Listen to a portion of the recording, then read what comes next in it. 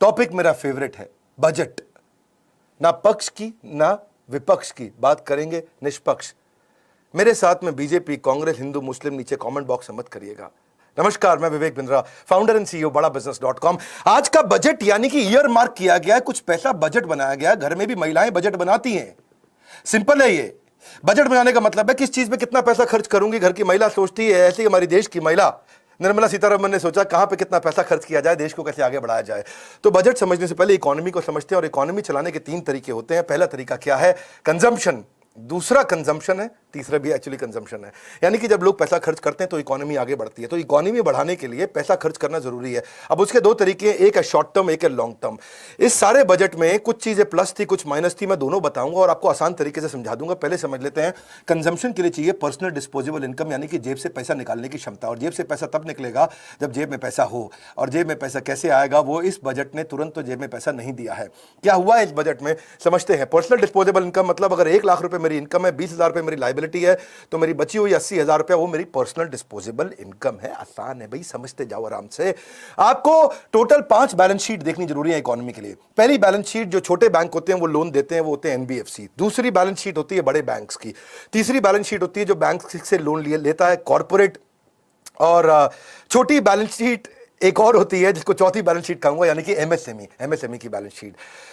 तो ये 4 balance sheet जब ठीक होती है तो 5वीं बैलेंस शीट हमारे भारत देश की भी ठीक होती है। उसके लिए आपको चाहिए 3 चीजें, एक एक्सपोर्ट, एक फॉरेन डायरेक्ट इन्वेस्टमेंट, बाहर से पैसा आए, एक्सपोर्ट यहां से माल बाहर बेचे तब दोबारा बाहर से पैसा आए, और तीसरा कंजम्पशन, यानी कि एक्सपोर्ट, एफडीआई, कंजम्पशन, ये 3 चीजें बढ़ती हैं। एक्सपोर्ट मतलब जब मैंने बेचा तो मेरे पास डॉलर आया, एफडीआई कोई बाहर से डॉलर लेकर के आया, और कंजम्पशन जब बहुत डॉलर आया तो खर्च करके दिखाया। ये 3 बातें होती हैं। अब समझते हैं इस बजट को। इस बजट में हुआ क्या है। यहां पे कैपेसिटी बिल्ड करी गई है हेल्थ केयर के अराउंड, थोड़ी लैब्स को बढ़ाया गया, क्रिटिकल केयर सेंटर्स बनाए गए हैं, टेस्टिंग लैब्स बनाई गई हैं। इंपेटस दिया है इकोनॉमी को। कैसे दिया गया है? डिमांड को पुश करने के लिए लॉन्ग टर्म पे ज्यादा फोकस किया गया है। इंफ्रा पे बहुत फोकस किया। भैया इंफ्रा क्या होती है? सड़कें, बिल्डिंग, बाकी सारी वो सारी चीजें जो देश में, जिससे बाद में व्यापार बढ़ता है। इसके बाद डिसइन्वेस्टमेंट। आजकल तो खैर बहुत सारे एनडीटीवी चैनल वगैरह हैं, कहीं और भी चैनल हैं, बड़े अच्छे चैनल हैं। ये तो बार बार ये बोलेंगे कि भाई ये तो पूंजीपतियों के हाथ बेच दिया, पूंजीपतियों के पास बेच दिया, पूंजीपति के पास बेच दिया। ठीक किया, वो गलत है ही नहीं। क्यों बोलते हैं पूंजीपतियों को दे दी सरकार, सूट बूट की सरकार। मैं सरकार के फेवर में नहीं हूं, पर यह मुद्दा अगर मैं प्रधानमंत्री होता तो मैं भी ये करता। क्यों करता मैं? इसके बहुत सारे कारण है, मैं समझाऊंगा, इसलिए मैं बैलेंस्ड अप्रोच लूंगा। ना मैं बनने वाला हूं जी न्यूज, ना बनने वाला हूं एनडीटीवी न्यूज। दोनों थोड़े अलग अलग विचारधाराओं वाले हैं, मुझे फर्क नहीं पड़ता है। मुझे तो आपको बताना जो काम की बात है आपके लिए। Government is spending governments money and creating opportunity of employment. मेरी बात समझना, गवर्नमेंट क्या है? गवर्नमेंट का पैसा खर्च कर रही है। अगर वी शेप इकोनॉमी लेकर के आनी है तो आपको लॉन्ग टर्म इनिशिएटिव लेने पड़ेंगे। और ये वाला जो बजट है, इस बजट के लिए थोड़ी हिम्मत चाहिए। क्यों? क्योंकि इसमें आम आदमी के लिए कुछ भी नहीं था, या लगभग कहेंगे कि बहुत कम था। आम आदमी के लिए ज्यादा कुछ नहीं था इसमें। इस बजट के अंदर लॉन्ग टर्म इनिशिएटिव्स पर ज्यादा फोकस किया गया, यानी कि बड़ा करेज चाहिए। वोटर मुझको वोट ना दे तब भी देश को आगे बढ़ाऊं, तो फोकस किया गया लॉन्ग टर्म पे। पहले समझते हैं इस बजट में पॉजिटिव क्या था कि सेंसेक्स 2000 पॉइंट जंप मार गया 4.5% के आसपास, यानी कि वो भी एक इंडिकेटर है कि इकोनॉमी ने इसको एक्सेप्ट किया है या बिजनेसेस ने एक्सेप्ट किया है। 2.2 ट्रिलियन रुपी, यानी कि लगभग $30.2 बिलियन को हेल्थ केयर पे 2021-22 के अंदर लगाने का प्लान किया गया। आत्मनिर्भर स्वस्थ भारत योजना, स्वस्थ होना जरूरी है जी। है फिट इंडिया मूवमेंट भी चला रहे थे हमारे प्रधानमंत्री, नहीं समझे। 64,000 करोड़ रुपया 6 साल में खर्च करने का प्लान है, यानी कि 10,000 करोड़ रुपया हर साल। ओवरऑल बजट में आप ये समझ सकते हैं कि अगर पूंजीपति बढ़ता है तो क्या है, बाकी सारे के सारे जो नॉन पूंजीपति बढ़ते हैं तो क्या है, दोनों का फायदा होता है। पहले ही समझते हैं, ऐसा नहीं है कि पूंजीपति बढ़ेगा तो आम आदमी पिस जाएगा, ये अमीर आदमी सारे पैसे खा जाएगा। आपके पैसे कोई नहीं खा सकता है। वो पैसे आते भी है उसके पास तो बैंक में रखता है, बैंक में रखता है तो फिर से लोन आउटफ्लो बढ़ता है, मार्केट में फिर से कैश आता है। तो ऐसा नहीं है कि पूंजीपति अगर बड़े बढ़ते हैं तो बाकी सब के सब पिस जाएंगे, बर्बाद हो जाएंगे। ये धारणा बिल्कुल गलत है। ये धारणा थोड़ी मार्क्सिस्ट धारणा के रूप में इसको माना जाता है, पर इस धारणा की कुछ फायदे भी है, नुकसान भी है। पहले आप समझते हैं कि केवल 5% स्टार्टअप ही 10 साल तक चल पाते हैं, और 0.01% स्टार्टअप है जो 100 साल चलते हैं। पर टाटा ग्रुप एक ऐसा स्टार्टअप जो 150 साल से चल रहा है। आप मेरी बात समझ रहे हैं? तो वो भी तो पूंजीपति एक तरह से। तो वो आज टाटा ग्रुप की 100 कंपनियां 100 से ज्यादा देशों में काम कर रही हैं, और उनकी 28 कंपनी पब्लिक लिस्टेड है। अगर टाटा ग्रुप आगे बढ़ता है तो देश भी आगे बढ़ता है। 7th लार्जेस्ट प्राइवेट कंपनी है पूरे पृथ्वी की ये टाटा ग्रुप। इसकी जो कंबाइंड मार्केट कैप है वो $160 बिलियन से ज्यादा था पिछले साल, इस समय और ज्यादा होगा। यानी कि 67% इनका जो रेवेन्यू इंटरनेशनल ऑपरेशन से आ रहा है। तो जब पूंजीपति बढ़ते हैं तो भी देश आगे बढ़ता है। आज आप देखेंगे कि पूरे के पूरे बॉम्बे स्टॉक एक्सचेंज का जो टोटल मार्केट कैप है उसका 6% से ज्यादा तो अकेला टाटा ग्रुप का है, वो 4% जीडीपी को कंट्रीब्यूट करता है। आप पूंजीपति से पहले समझते हैं ताकि आपको पूरा पिक्चर समझ में आए। तो फायदे नुकसान दोनों बताऊंगा, फिर से बता रहा हूं, नीचे कोई हिंदू मुस्लिम नहीं और साथ में कोई भी कांग्रेस बीजेपी भी नहीं करना मेरे साथ। आज ये समझिए देश का 2.25% टैक्स केवल टाटा ग्रुप देता है। इसका मतलब क्या हुआ, आसाम, हिमाचल प्रदेश, उड़ीसा और गोवा मिला के जितना टैक्स कलेक्ट करते हैं उतना टाटा ग्रुप अकेला देता है। अब अगर देखें कि इसमें शॉर्ट टर्म में इस बजट में क्या फायदे हुए, पहले ये समझते हैं शॉर्ट टर्म फायदे क्या है। शॉर्ट टर्म फायदे ये कि 35,000 करोड़ रुपया कोरोना वैक्सीन के लिए लगा दिया। हमारे यहाँ जो कोविड के केसेज अमेरिका के बाद सेकंड हाईएस्ट थे, तो टोटल हेल्थ केयर बजट इस समय 2.25 लाख करोड़ के नजदीक ला दिया, यानी कि 2,16,000 करोड़ के आसपास, जो पिछले साल 94,000 करोड़ था, यानी 135% बढ़ा दिया। चलो ये तो आपने अच्छा किया, निर्मला सीतारमण जी आपको बधाई हो। 75,000 आपने ग्रामीण हेल्थ केयर सेंटर की बात करी, आपको बधाई हो। 602 जिलों के अंदर आपने क्रिटिकल केयर हॉस्पिटल खोलने का प्लान किया। 17 पब्लिक हेल्थ यूनिट का भी आपने प्लान किया, बायो लैब्स का प्लान किया। और इंडिया में 4 प्रकार की वैक्सीन आ रही हैं। मेरा इसमें विचार क्या, मेरा यह है कि इससे जब चीज़ें ठीक होंगी तो ट्रैवल टूरिज्म इंटरनल बढ़ेगा, एंटरटेनमेंट बढ़ेगा, बिजनेस में कॉन्फिडेंस आएगा और गवर्नमेंट हेल्थ केयर को अफोर्डेबल और एक्सेसिबल बना रही है। पर ओवरऑल अगर इसको देखें तो ये बजट एम्प्लॉय से ज्यादा एंटरप्रेन्योरशिप पे काम किया है, ये बात तो सच है। यानी कि अच्छा, इसमें एक हिस्सा ये है कि एंटरप्रेन्योर बढ़ता है तो एम्प्लॉय अपने आप बढ़ जाएगा। जब एंटरप्रेन्योर कमाएगा तो वो ज्यादा एम्प्लॉय रखेगा, ज्यादा एम्प्लॉय रखेगा तो ज्यादा एम्प्लॉय को तनख्वाह मिलेगी। इसमें उन्होंने डिस्प्यूट रेजोल्यूशन कमेटी भी बना दी है कि अगर एंटरप्रेन्योर टैक्स नहीं दे पा रहा तो उसको कैसे मदद किया जाए। पर एम्प्लॉय को ओवरऑल मदद नहीं है, लेकिन अभी अर्जेंट फायदों की बात कर रहे हैं, नुकसान अभी बताते हैं आपको। एनआरआई के लिए भी इन्होंने अच्छा कर दिया कि ओपीसी का मतलब क्या होता है, ओपीसी का मतलब होता है 1% कंपनी, एक ऐसा 1% जो आएगा बिना किसी डायरेक्टर के, को फाउंडर के, अपनी कंपनी यहां से चालू कर देगा। पहले उसके लिए 6 महीने उसको रेजिडेंसी चाहिए थी, उसको 4 महीने कर दिया और 1% अपनी रिस्ट्रिक्शन हटा दी है पेड अप कैपिटल की या टर्नओवर नॉर्म्स की, तो 1% अपने आप सीधा अपनी कंपनी चालू करेगा। उसका भी बड़ा फायदा है, दुनिया भर से लोग आएंगे इंडिया में आके कंपनी चालू करेंगे, उसका फायदा होगा। दूसरा, डिसइन्वेस्टमेंट किया, ये भी ना, इसके फायदे नुकसान लोग दोनों बताते हैं, मैं इसका फायदा ही बताऊंगा आपको। 2.25 लाख करोड़ रुपए का इन्होंने टारगेट रखा है। इन्होंने टैक्स पेयर पे प्रेशर नहीं डाला कि भैया मुझको और टैक्स दो, मेरा कोरोना में पैसा लग गया, मुझे किसान के लिए कुछ करना है मुझे, तो टैक्स पेयर को उन्होंने कहा तुम ऐसे ही रहो, तुमको नहीं छेड़ाखानी करेंगे। इन्होंने क्या किया, डिसइन्वेस्टमेंट का मतलब क्या है, या गवर्नमेंट आईपीओ भी लेके आएगा, एलआईसी का, BPCL, shipping corporation, container corporation of India, IDBI, Nilachal इस्पात, पवन हंस, एयर इंडिया, इन सबको डिसइन्वेस्टमेंट का मतलब थोड़ा बेचेंगे, इसमें प्राइवेटाइजेशन लेकर के आएंगे। इससे क्या होता है, फिस्कल डेफिसिट घटता है। फिस्कल डेफिसिट समझा दें आपको साधारण भाषा में, अपने पास जब एक्सपोर्ट ज्यादा होता है तो बाहर से डॉलर आता है, और जब इंपोर्ट ज्यादा होता है तो डॉलर बाहर चला जाता है। हमारे पास डॉलर ज्यादा होना चाहिए, जब डॉलर ज्यादा होता है तो डॉलर के मुकाबले रुपए की मजबूत कीमत हो जाती है, तेल सस्ता मिलता है, पूरी की पूरी इकोनॉमी आगे बढ़ती है और देश बड़ा मजबूत समृद्ध होता है। तो फिस्कल डेफिसिट को घटाने के लिए डिसइन्वेस्टमेंट, यानी कि जो कि नॉन परफॉर्मिंग एसेट है उसको बेच देना ठीक है, कोई गलत नहीं है। अगर आपके पास रेलवे की बहुत जमीन पड़ी है और खाली है, उसे कोई फायदा नहीं हो रहा, तो उसे बेच देना चाहिए। उसको बेचने से ऐसा नहीं है पूंजीपतियों को बेच दिया, देश नहीं, वो हमारे देश के लोगों को मिल रहा है, वो उस पर बिजनेस करेंगे, पैसा कमाएंगे, उसमें और एम्प्लॉयमेंट जनरेट होगा और टैक्स आएगा तो देश आगे बढ़ता है। इसलिए एक प्रकार का विचारधारा मत समझिए, बैलेंस अप्रोच को समझिए। जब बैलेंस अप्रोच समझेंगे तो आपको सही समझ आएगी। कोई न्यूज़ चैनल कोई कहानी सुनाता है, कोई न्यूज़ चैनल कोई कहानी सुनाता है, मैं किसी की निंदा नहीं कर रहा, हर एक की अपनी विचारधारा है, पर मैं आपको बैलेंस अप्रोच देना चाहता हूं। फिर इन्होंने और अच्छी चीजें करी हैं, जैसे परफॉर्मेंस लिंक्ड इंसेंटिव स्कीम्स लेके आए। ये थोड़ा टेक्निकल हो जाएगा, पीएलआई स्कीम्स हैं कि भाई जो परफॉर्म अच्छा करेंगे उनको इंसेंटिव देंगे।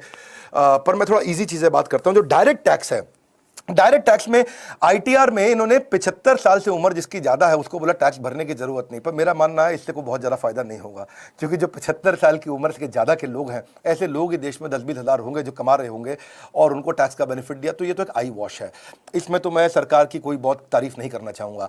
और इन्होंने एक चीज अच्छा किया कि जो पुराने केसेस हैं जिसमें टैक्स की दिक्कतें थी, वो 3 साल से पुराने केसेस को, जो 50 लाख से कम यानी कि बहुत छोटे थे, जिन्होंने गलतियां ही करी होंगी, ये कोई ऑर्गेनाइज टैक्स फ्रॉड नहीं थे। अब एक चैनल को मैं सुन रहा था, वो कहता है ओहो हो सरकार तो चोरों के साथ में खड़ी हो गई, ओहो हो सरकार तो जो टैक्स की चोरी कर रहा है उसके साथ खड़ी हो गई। ऐसा नहीं है। जिस बेचारे का टोटल आमदनी 50 लाख से कम 10 साल का, वो क्या कोई ऑर्गेनाइज टैक्स फ्रॉड नहीं करता, वो छोटा बिजनेस में बेचारे से गलतियां हुई होंगी। सरकार ने बोला 3 साल पुरानी गलती है तो चलो हम भी भूल जाते हैं। इससे क्या है, एक और कॉन्फिडेंस बिल्ड होता है, वो भी बहुत जरूरी है। और फिर उन्होंने क्या किया कि भाई को पहली बार मकान खरीद रहा है और अगर अफोर्डेबल मकान खरीद रहा है तो जो 1.5 लाख रुपए तक का इंटरेस्ट वो टैक्स में डिडक्ट कर सकता है। चलो वो बड़ा फायदा हो गया कि आपको सीधा सीधा जो है इनकम टैक्स में छूट नहीं दी तो इस तरह से छूट दे दी। तो ये एक चलो ठीक है, कोई बात बनती है, लेकिन कुछ चीज़ें नेगेटिव भी हुई हैं जो कि अभी तुरंत में अच्छी होनी चाहिए थी, वो नहीं हुई। अब जैसे अरविंद केजरीवाल साहब कहते हैं कि केवल निजी कंपनियों को फायदा बढ़ाने के लिए बजट है, आम जनमानस की समस्याओं को बढ़ाने के लिए बजट है। अखिलेश यादव कहते हैं किसानों का नुकसान किया। ठीक है, इन लोगों का भी एक दृष्टिकोण ठीक मानूंगा मैं, ऐसा नहीं मानूंगा ये बिल्कुल गलत है, पर इसमें ना दोनों दृष्टिकोण समझने जरूरी है। एक इनका दृष्टिकोण जो इसको बिल्कुल गलत बता रहे हैं, वो इसलिए गलत बता रहे हैं, या राहुल गांधी कह रहे हैं कि लोगों को पैसा देने की जगह forget putting cash in the hands of people, Modi government ने तो अपना देश बेच दिया। एक तरह से ये भी ठीक ही बोल रहे हैं। तो अब ये जो बोल रहे हैं ये क्यों ठीक बोल रहे हैं? ये इसलिए ठीक बोल रहे हैं कि आम आदमी को, जिसकी बेचारे की नौकरी गई है, जिसकी तनख्वाह कम हुई है, उसको सीधा सीधा फायदा नहीं पहुंचाया है सरकार ने। ऐसा नहीं बोला कि तुम्हारा टैक्स और माफ कर देते हैं, तुमको इंटरेस्ट फ्री लोन दे देते हैं, या तुमको हम ये बेनिफिट दे देते हैं, या तुमको हम फ्री में पैसा घर में पहुंचा देते हैं। ये नहीं किया है सरकार ने इस बार। तो ये नॉर्मली सरकारें तब करा करती हैं जब वोटिंग का टाइम आ जाता है, इलेक्शन का टाइम आता है। अब इलेक्शन का टाइम नहीं है, सरकार ने लॉन्ग टर्म इनिशिएटिव्स पर ज्यादा फोकस किया है। तो इसलिए मैं कहूंगा कि ये राहुल गांधी जी, अखिलेश यादव जी, अरविंद केजरीवाल जी, इनकी बात भी पूरी तरह गलत नहीं मानूंगा मैं। इनकी बात को भी मैं कुछ तवज्जो और कुछ वजन देना चाहता हूं। पर दूसरी तरफ मैं एक चीज को और दिक्कत मानता हूं, गलत मानता हूं, जिसमें देखने में अच्छी लगती है कि सेंट्रल यूनिवर्सिटी इन्होंने ले में बनाई, कुछ थोड़ा एजुकेशन पे इन्होंने बात किया, एजुकेशन सेक्टर को 2% दे रहे हैं जीडीपी का। लेकिन अगर ध्यान से देखा जाए, जो मुझे दुख लगा वो ये है कि पिछले साल 99,000 करोड़ एजुकेशन का बजट था, इस साल 93,000 यानी कि 6,000 करोड़ कम कर दिया। एजुकेशन का बजट और बढ़ाना चाहिए था, उसको उन्होंने कम किया, वो मुझको पर्सनल लेवल पे ठीक नहीं लगा। डिजिटल लर्निंग का स्पेंड जो है वो इन्होंने 300 करोड़ से 650 करोड़ किया, यानी कि उसको डबल किया। पर मेरा ऐसा मानना है कि उसको बहुत ज्यादा बढ़ाया जाना चाहिए था। मैं इस पर टिप्पणी अपनी दूंगा। बजट एलोकेशन एजुकेशन का इन्होंने जो 6,000 करोड़ कम किया, या special plan increasing higher education enrollment India में जो है नहीं बनाया, उसको लेकर के मैं दुखी हूं। इनको जीएसटी घटाना चाहिए था एजुकेशन के ऊपर। आज एडटेक के अंदर, टेक्नोलॉजी बेस्ड एजुकेशन के अंदर जीएसटी 18% है, उसको 5% कम करना चाहिए था। 2021 का जो बजट है उसमें एजुकेशन को अफोर्डेबल बनाने पे कोई खास काम नहीं किया गया। डिजिटल लर्निंग 8 गुना बढ़ी है, मेरी बात सुन लीजिए, कोविड के कारण डिजिटल लर्निंग 8 गुना बढ़ी है, और तो उसका एक्सपेंडिचर भी कम से कम 16 गुना बढ़ना चाहिए था, to remain ahead of the curve. लेकिन उन्होंने केवल 2 गुना बढ़ा है, मुझे लगता है 16 गुना बढ़ाना चाहिए था। जबकि नरेंद्र मोदी कह रहे थे कि startup in India today are the MNCs of tomorrow, तो स्टार्टअप से बहुत अच्छा काम नहीं हुआ। मैं आपको ऐसे समझाता हूं कि डिजिटल कंजम्पशन बहुत बढ़ गया है। आज एंटरप्रेन्योर्स को बढ़ाने के लिए और काम किया जाना चाहिए था, विशेष रूप से स्टार्टअप्स के लिए। उसके लिए एक्सेलरेटर्स, इंक्यूबेटर्स बढ़ाने चाहिए थे, उस पर पैसा लगाना चाहिए था। आराम से बात को समझते जाइए, मेरे साथ बने रहिए, मजा आ जाएगा। आपकी ना लर्निंग को बढ़ाना ही हमारे चैनल का काम है, और मैं एक से बढ़कर एक पावरफुल वीडियो दे रहा हूं। आज लाइव दे रहा हूं, वरना पोस्ट प्रोडक्शन के बाद देता हूं। 17 मिलियन इस समय स्टार्टअप्स हैं टोटल देश के अंदर। 17 मिलियन का मतलब क्या होगा नहीं समझ आता हूं। 13 मिलियन आप एमएसएमईज मान लो, जिसमें 6.5 करोड़ रजिस्टर्ड है, 6.5 करोड़ अनरजिस्टर्ड है, और 17 करोड़ ऐसे हैं जो बनने वाले हैं स्टार्टअप। उन स्टूडेंट्स के लिए जो अब अपना बिजनेस शुरू करने वाले हैं, कोई खास काम नहीं किया गया। देश में इस समय 4,500 एडटेक स्टार्टअप्स हैं, एक हमारा भी है। शिक्षा पर जितना कम टैक्स हो उतना अच्छा है, क्योंकि फायदा आम आदमी को होगा। जब आम आदमी को टैक्स कम देना पड़ेगा शिक्षा पे, तो उससे नेचुरली बहुत ग्रोथ आती है। आज क्यों एडटेक के ऊपर फोकस किया जाना चाहिए, क्यों किया जाना चाहिए, आप मेरे को समझ रहे हैं क्यों किया जाना चाहिए? इसलिए किया जाना चाहिए क्योंकि 760 मिलियन यानी कि 76 करोड़ लोग इंटरनेट यूजर्स होने वाले हैं इंडिया के। ट्राई का ऐसा मानना है, ट्राई मतलब जो टेलीकॉम रेगुलेटरी अथॉरिटी है, जो टेलीकॉम को रेगुलेट करती है, उनके पास असली डेटा है। वो कहते हैं 76 करोड़ लोग इंटरनेट यूजर हो जाएंगे एक साल के अंदर। अगर 76 करोड़ इंटरनेट यूजर हैं, तो क्यों नहीं इंटरनेट यूजर्स के लिए आप पढ़ाई को और अफोर्डेबल बनाएं?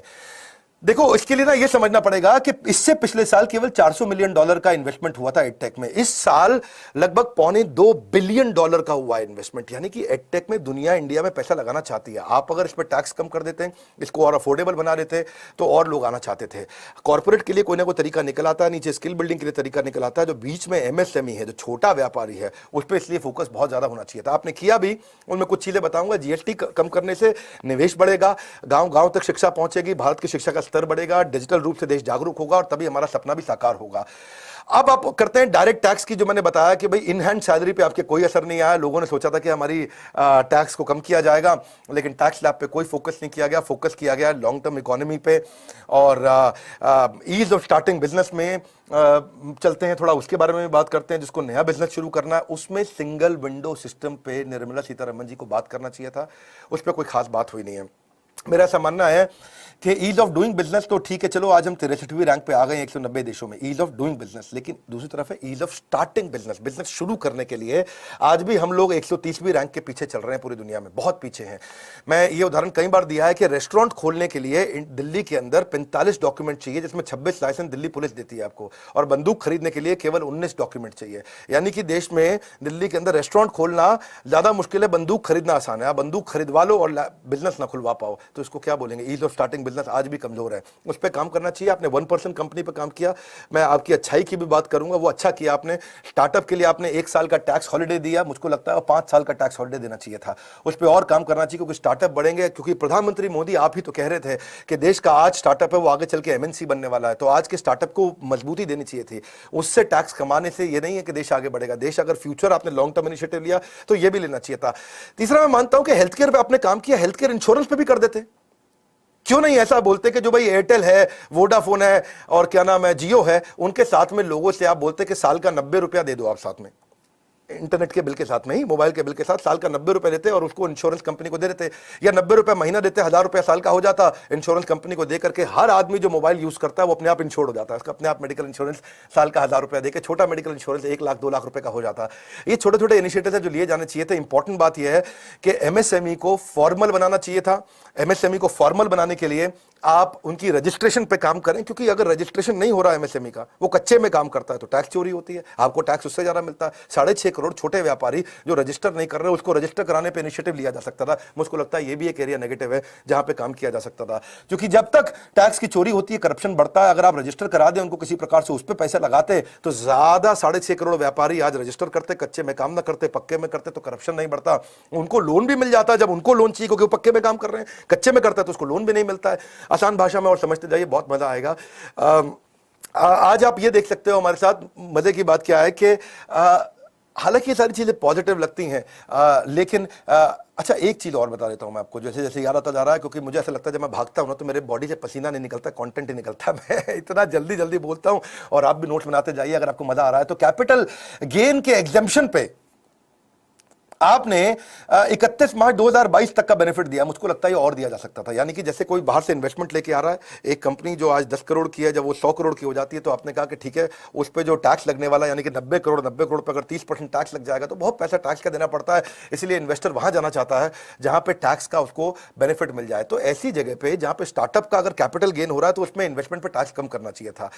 आपने 1,500 करोड़ रुपया लगाया, उसके लिए मैं आपको बधाई देता हूं। आपने डिजिटल मोड पेमेंट के लिए जिसमें अपनी फिनटेक कंपनी जाती है, यानी कि टेक्नोलॉजी बेस्ड फाइनेंस, उसको आपने बेनिफिट दिया। लेकिन अगर आप इजराइल से सीखें, डेलावेयर से सीखें, तो इनका बहुत ज्यादा स्टार्टअप को लेकर टैक्स फ्रेंडली हैं ये लोग। इजराइल में तो हालांकि ऐसा है कि मेरे को मौका लगे तो मैं तो बहुत चर्चा करना चाहूंगा इसके ऊपर। इजराइल का जो पॉलिसी है वो ये है कि भैया आप स्टार्टअप हो, हाँ मैं स्टार्टअप हूं, अच्छा फिर क्या करना है हमको, भैया 5 करोड़ रुपए दे दो, हम बिजनेस शुरू करना चाहते हैं। सरकार कहती है ले लो 5 करोड़ रुपया।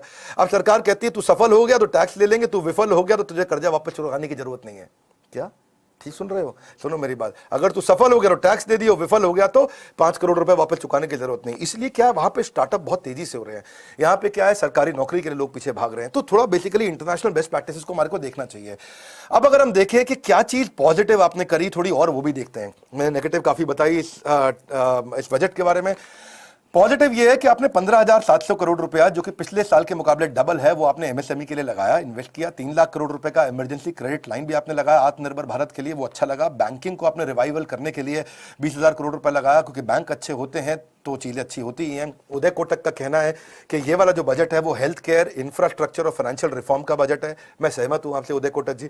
आप जो, क्योंकि जब पैसे का आउटफ्लो होता है, जो सरकार ने बड़ा आउटफ्लो किया है, इससे इकोनॉमी को बूस्ट होता है। तुरंत असर नहीं आएगा पर 1 साल में असर दिखाई पड़ता है।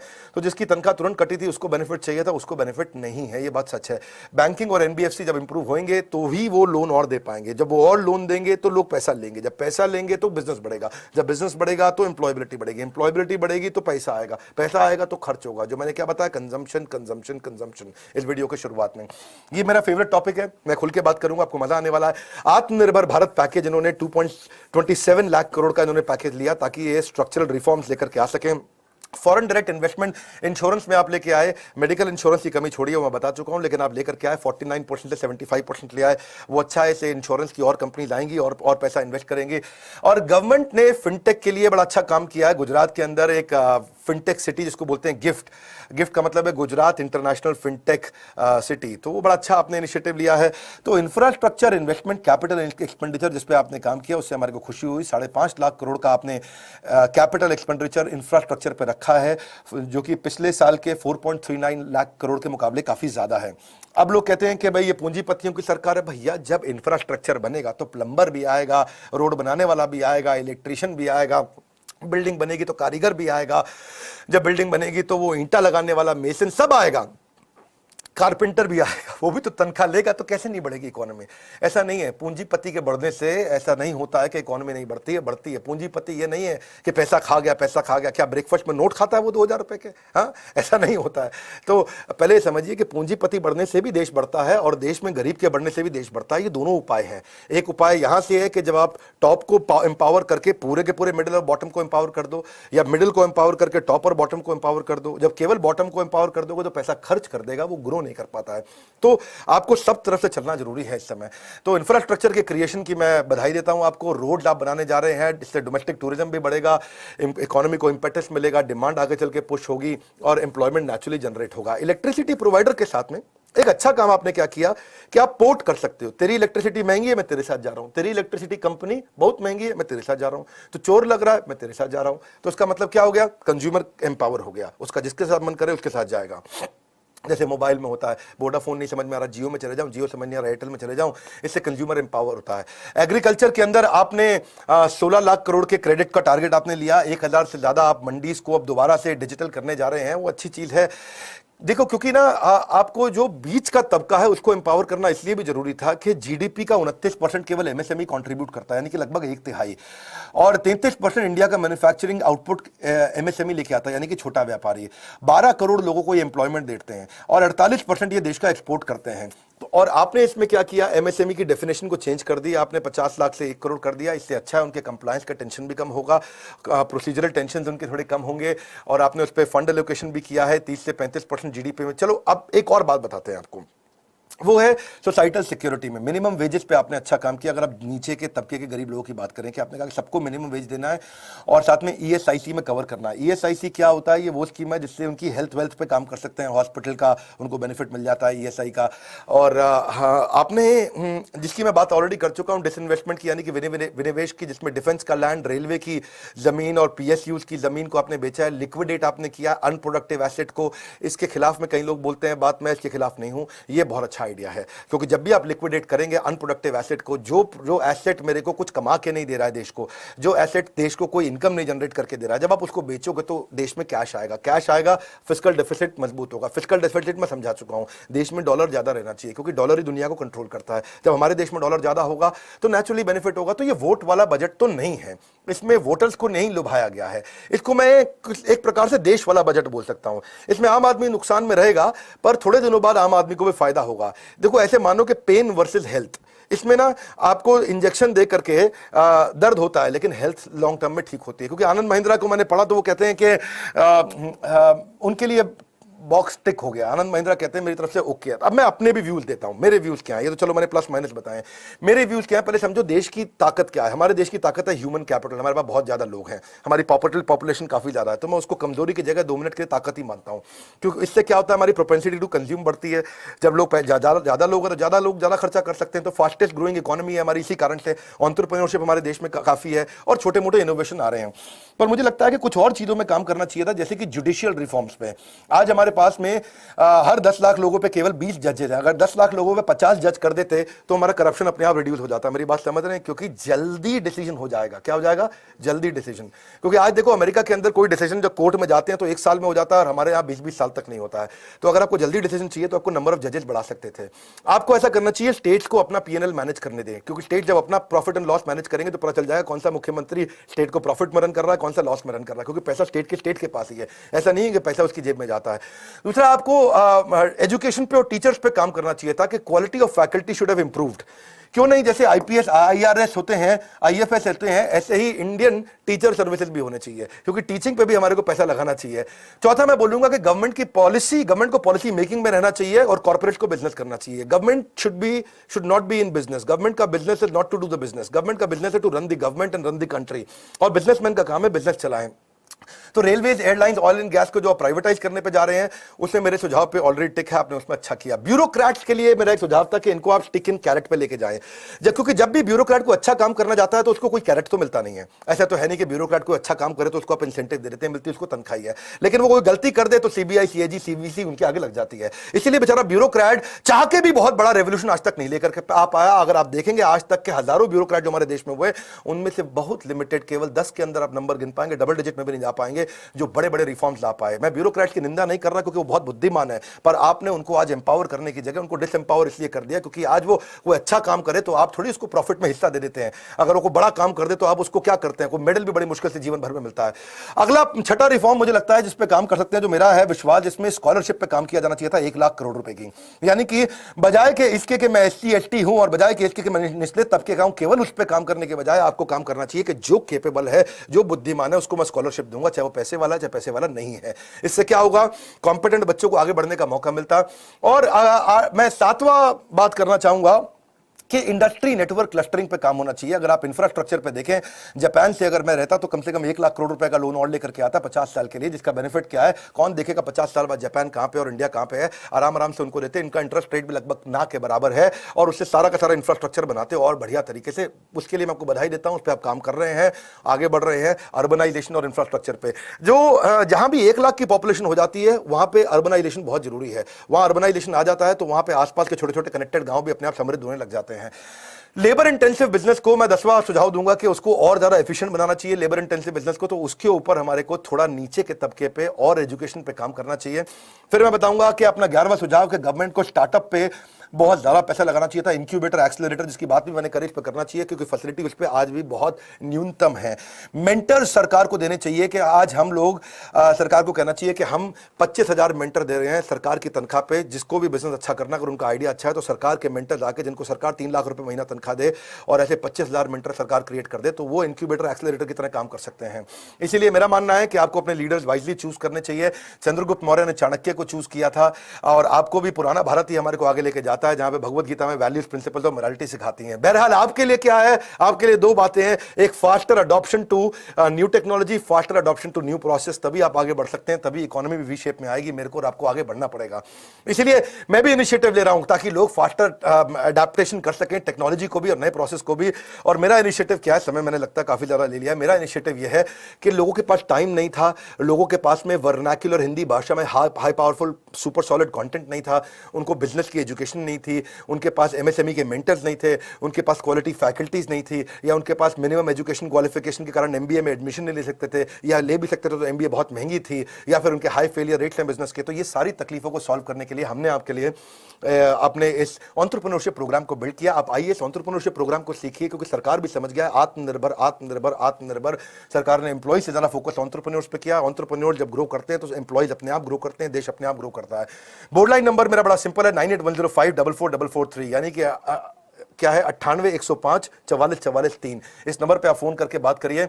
हमने आपके लिए कुछ अच्छे प्रोग्राम जैसे लॉन्च किए हैं, जो भी कुछ था एंटरप्रेन्योरशिप के लिए हमने सब कुछ दिया है। ये हमारी भागीदारी है देश को आगे बढ़ाने के लिए।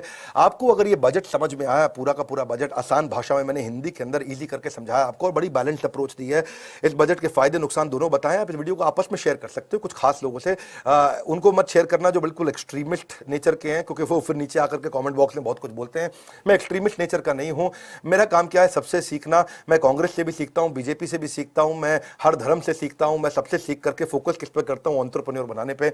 और आपको एंटरप्रेन्योर बनाना ये मेरी जिम्मेदारी है, आपको सफल बनाना ये मेरी जिम्मेदारी है। शेयर करिएगा वीडियो को। और अगर मेरा ये इनिशिएटिव, निडर इनिशिएटिव आपको अच्छा लगा है तो जरूर लाइक करके उत्साह बढ़ाइए कि आप चाहते हैं ऐसे वीडियो और लेके आए। आगे मैं रतन टाटा जी पे वीडियो बनाने की मेरी इच्छा है। मेरी इच्छा है कि मैं इलॉन मस्क पे दोबारा एक वीडियो बनाऊं। मेरी इच्छा है कि मैं स्टीव जॉब्स पे वीडियो बनाऊं, सरदार पटेल पे बनाऊं, या फिर क्यों गांधी जी को बोला जाता था मजबूरी का नाम महात्मा गांधी, पूरे सम्मान के साथ। मैं उनकी कोई बुराई नहीं करना चाहता। आप नीचे कमेंट बॉक्स में बताइए आप कौन सी केस स्टडी देखना चाहते हैं, पिछले पावरफुल वीडियो आपने जरूर देखे होंगे। मैंने एक से बढ़कर एक केस स्टडी लानी शुरू कर दी है। इस समय मैं पावरफुल कंटेंट दे रहा हूं। हमारे साथ जुड़े रहने के लिए, वीडियो को शेयर करने के लिए, कमेंट बॉक्स में अपनी राय बेबाकी से रखने के लिए आप सबका हृदय की गहराइयों से प्रेम पूर्वक मुस्कुराहट के साथ धन्यवाद।